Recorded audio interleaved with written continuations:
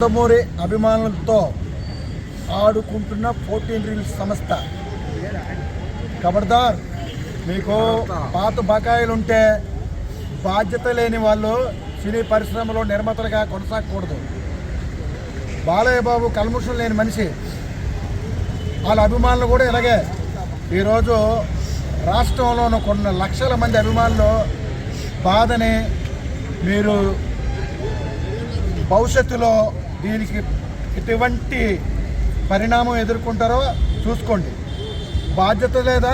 ఒక పెద్ద హీరోతో సినిమా తీసేటప్పుడు ప్రీమియర్ షో అప్పుడు ఏంటి బాధ్యత? ఎవరికి డబ్బులు బకాయిలు? ఎప్పుడో పాత సినిమా డబ్బుల కోసం హైకోర్టులో స్టేలు వేసేంత వరకు కూడా నిర్మాతలు చూసుకోకుండా అగ్ర హీరో విశ్వవిఖ్యాత నట సార్వభౌముడు బిడ్డ ఈరోజు మా అందరినీ బాధ పెట్టినందుకు గాజువాక మోహిని కాంప్లెక్స్లో ఎంతోమంది అభిమానులు నిరాశతో వెనుదిరిగి ఈరోజు ఎటువంటి మెసేజ్ లేకుండా సిగ్గు లేదా? 14 రీల్స్ వరకే తప్పు అయిపోయింది, క్షమాపణ. ఈరోజు ప్రీమియర్ షో క్యాన్సిల్ అయిపోయింది. ప్రీమియర్ షో క్యాన్సిల్ అయిపోతే రేపు పరిస్థితి ఏంటి? రేపు మార్నింగ్ 7 గంటల షో ఉందా లేదా చెప్పవలసిన బాధ్యత లేదా? 600 రూపాయలతో ప్రీమియర్ షోకి కూలీ నాలి చేసుకున్న నందమూరి అభిమానులు ఈరోజు టికెట్లు తీసుకొని రాత్రి సినిమా చూడడానికి సమయానికి వస్తే 6 గంటల సమయంలో షో క్యాన్సిల్ అని చెప్తున్నారు.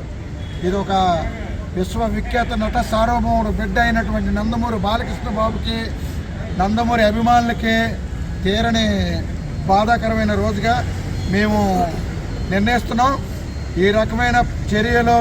ఎందుకంటే అధికారం ఉండి కూడా ఎటువంటి అధికారాన్ని ఉపయోగించుకోకుండా స్ట్రేట్గా వెళ్ళే బాలకృష్ణ, అలాంటి బాలకృష్ణ గారి సినిమాని ఒక ఎంతో పవిత్రంగా అఖండ మూవీ చూడడానికి ఇచ్చేసిన ప్రేక్షకులందరినీ ఇబ్బంది పెట్టి ఈరోజు సినిమా క్యాన్సిల్ అని చెప్పడానికి సిగ్గు ఎగ్గు లేని సంస్థలు ఇలాంటి ఎన్ని సినిమాలు తీస్తే ఏంటి?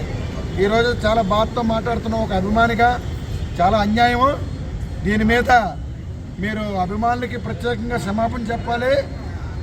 అంత డబ్బులతో ముడిపడిన వ్యాపారాలు చేసేటప్పుడు ముందుగా చూసుకోవాలి. ఈరోజు ఇప్పటికిప్పుడు ప్రీమియర్ షో క్యాన్సిల్ అయింది, బుకింగ్లు ఓపెన్ చేసి డబ్బులు తీసుకోండి ఈ రకంగా చెప్తారు. ఎందుకంటే ఇంకో హీరో అయితే ముందుగానే చొరవ తీసుకుంటారు. మా బాలయ్య బాబు సినిమా నటన వరకే.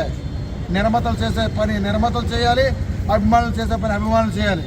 కానీ ఇది చాలా దైవంతో కూడుకున్న మూవీని ఈ రకమైన బదనాం చేద్దాం అనుకున్న ప్రతి ఒక్కడికి ఆ శివుడు ఎవరిని కూడా విడిచిపెట్టడు. దయచేసి తక్షణమే నందమూరి అభిమానులకు క్షమాపణ చెప్పాలని కోరుకుంటున్నాం.